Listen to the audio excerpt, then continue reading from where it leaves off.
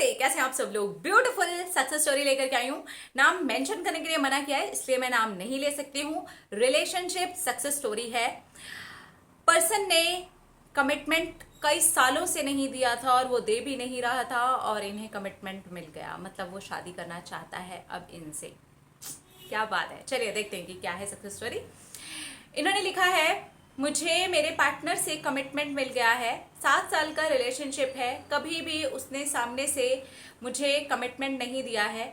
बीच में हमारे कमिटमेंट को लेकर के बहुत ज़्यादा झगड़े भी हुए हैं, मैं नेगेटिव भी हुई हूँ। इस बीच में हमारा ब्रेकअप भी हुआ, उसके बाद में भी वो आया। मैंने उसे 2 बार पहले भी मैनिफेस्ट किया है, लेकिन कमिटमेंट मैं मैनिफेस्ट नहीं कर पाई थी। बहुत ट्राई किया लेकिन कमिटमेंट मैं मैनिफेस्ट नहीं कर पाई थी। मुझे समझ नहीं आ रहा था कि गलती कहाँ हो रही है।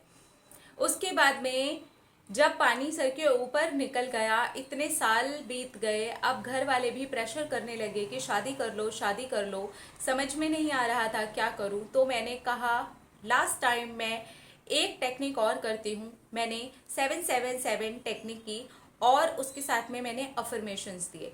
मैंने सिर्फ अपने लिए 1 हफ्ता लिया था और उसमें मैंने 777 टेक्निक की और पूरे दिन में मैं अफर्मेशन देती थी कि उसने मुझे कमिटमेंट दे दी है, वो खुद मुझसे शादी करना चाहता है। और इस तरह से मेरा पूरा जब हफ्ता निकला, उसके बाद में मैंने पूरी तरह से इस चीज़ को छोड़ दिया। मैंने कहा आना है तो आए, नहीं आना तो ना आए। अब मैं इस चीज़ के पीछे नहीं पड़ने वाली हूँ, कमिटमेंट की भीख नहीं मांगने वाली हूँ। पता नहीं कौन सा जोश मेरे अंदर आ गया था। पहले मैं उसके पीछे पड़ी रहती थी, गिड़गिड़ाती रहती थी और बोलती थी कि प्लीज़ मुझे कमिटमेंट दे दो, हम शादी कर लेते हैं। उसने कभी भी कोई कमिटमेंट मुझे नहीं दिया। इस बार मैंने अपने लिए सिर्फ 1 हफ्ते का टाइम चूज़ किया और उसके बाद बोला कि अब कभी लाइफ में मैं तुमसे ना कमिटमेंट मांगूंगी और ना ही मैं तुम्हारे पास अब कभी भी आऊँगी। ये सोच करके मैं आगे मुड़ गई और मैंने अपने घर पर बोल दिया कि आप रिश्ते देख सकते हो। और मेरे घर वाले भी बहुत ज़्यादा शॉक्ड हो गए और उन्होंने कहा इसे क्या हो गया है। अब रिश्ते देखने का सिलसिला शुरू हो गया। मेरे घर वाले लड़कों को देखने लगे और देखते देखते ही ये सब कुछ करते करते पूरे 2.5 महीने निकल गए। 2.5 महीने के बीच में मैंने एक बार भी नहीं सोचा कि मैं उससे बात करूं। मैंने उसे हर तरफ से रिमूव कर दिया था और सोच लिया था कि कोई बात नहीं, इतने साल मेरे ऑलरेडी निकल गए हैं। अगर वो इंसान प्यार करता होगा तो आएगा और अगर नहीं आना होगा तो कोई प्रॉब्लम नहीं है। मैं अपने पेरेंट्स के कहने पर शादी कर लूंगी। कमिटमेंट की भीख मैं अब मर भी जाऊंगी तो नहीं मांगूंगी। और उसके बाद में होता है मैजिक। वो आया मेरे पास में और उसने सीधा ही मेरे घर जा कर के बात की और कहा कि वो शादी करना चाहता है। मैं सचमुच में शॉक्ड हो गई। वो उन लड़कों की लिस्ट में आ चुका था अब, जिनको मेरी फैमिली या तो खुद देख रही थी या लोग भेज रहे थे, लेकिन इसको किसी ने नहीं भेजा था। ये खुद सामने से आया था और इसने मुझसे बहुत ज़्यादा माफ़ी भी मांगी और कहा कि तुम जैसी मुझे कभी भी नहीं मिलेगी। मैं ये समझ चुका हूँ, आई एम सो सॉरी, मैंने तुम्हें बहुत ज़्यादा ही दुख दिया है, लेकिन अब मैं तुम्हें अपनी वाइफ बनाना चाहता हूँ और वो हर खुशी देना चाहता हूँ जो मैंने अपने पूरे रिलेशनशिप के टाइम पर नहीं दी है। मैं अब समझ रहा हूँ जब इंसान कमिटमेंट नहीं देता है तो कितना दर्द होता है। अब मैं तुमसे शादी करना चाहता हूँ। मैं सचमुच में शॉक्ड हो गई। मुझे 1 महीना उसको सामने से हाँ करने के लिए लग गया कि मैं क्या करूँ, इसे क्या जवाब दूँ। मैंने हाँ कर दिया। मेरे घर वाले भी खुश हैं, मैं भी खुश हूँ और वो भी बहुत ज़्यादा खुश है।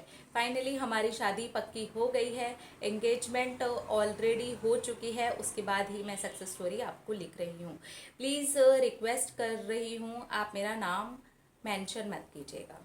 Thank you, thank you, thank you, thank you. 777 जो टेक्निक है वो 1 हफ्ते की टेक्निक है, मतलब आपकी 7 दिन में वो टेक्निक जो है कंप्लीट हो जाती है। बहुत ही पावरफुल टेक्निक है, बहुत ही अच्छी टेक्निक है। उसके साथ साथ में इन्होंने दिए हैं अफर्मेशंस, लेकिन सबसे धांसू जो चीज़ है ना वो है लेट गो। इन्होंने छोड़ दिया, पूरी तरह से छोड़ दिया। मतलब इस लेवल पे छोड़ दिया कि घर वालों को बोलना शुरू कर दिया कि भाई रिश्ते देख लो, और देखने भी शुरू कर दिए।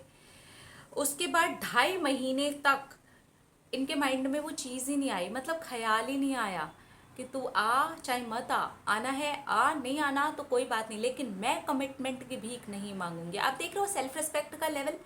सेल्फ रिस्पेक्ट जो पहले पैरों पर गिरी पड़ी थी, रिस्पेक्ट ही नहीं थी, उसे सेल्फ रिस्पेक्ट ही क्या बोलेंगे, रिस्पेक्ट ही नहीं है, खुद ही को डिसरिस्पेक्ट किए जा रहे हैं, बेइज्जत होए जा रहे हैं, किए जा रहे हैं, भीख मांगे जा रहे हैं, तब नहीं मिलने वाली। भीख में चिल्लर ही मिलती है और कुछ नहीं मिलता। उसके बाद जब इन्होंने उसे छोड़ दिया, कोई कांटेक्ट नहीं, कुछ नहीं, वो किन लड़कों की लिस्ट में शामिल हो गया, जो या तो इनके परिवार वाले देख रहे थे या सामने से कोई भेज रहा था तो वो लड़के आ रहे थे। वो सामने से गया है शादी के लिए बोलने। थैंक गॉड कि कोई और इशू नहीं आया और इन दोनों की शादी जो है वो पक्की हो गई, एंगेजमेंट हो चुकी है। उसके बाद में इन्होंने ये अपनी सक्सेस स्टोरी लिख करके भेजी है। So it is a beautiful success story. Self respect की सक्सेस स्टोरी है ये, लेट गो की सक्सेस स्टोरी है ये, उस चीज़ को छोड़ देने की सक्सेस स्टोरी है ये, समझ जाने की सक्सेस स्टोरी है कि अब हमें भीख नहीं मांगनी है, कमिटमेंट की भीख। प्यार अगर हमने किया है तो उसने भी तो किया है ना, वो देगा कमिटमेंट और दी कमिटमेंट।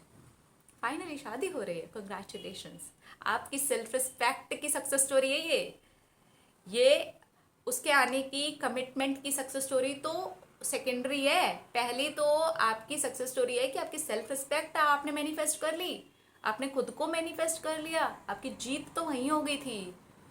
Wow, congratulations. आप दोनों की शादीशुदा जिंदगी में बहुत सारा प्यार भरा रहे, आप दोनों हमेशा खुश रहे, ढेर सारा प्यार, ढेर सारी पावर, ढेर सारी ब्लेसिंग्स हम बटरफ्लाईज फैमिली की तरफ से, मेरी तरफ से, मेरे पूरे परिवार की तरफ से, मेरी पूरी बटरफ्लाई फैमिली की तरफ से। I love you, I love you.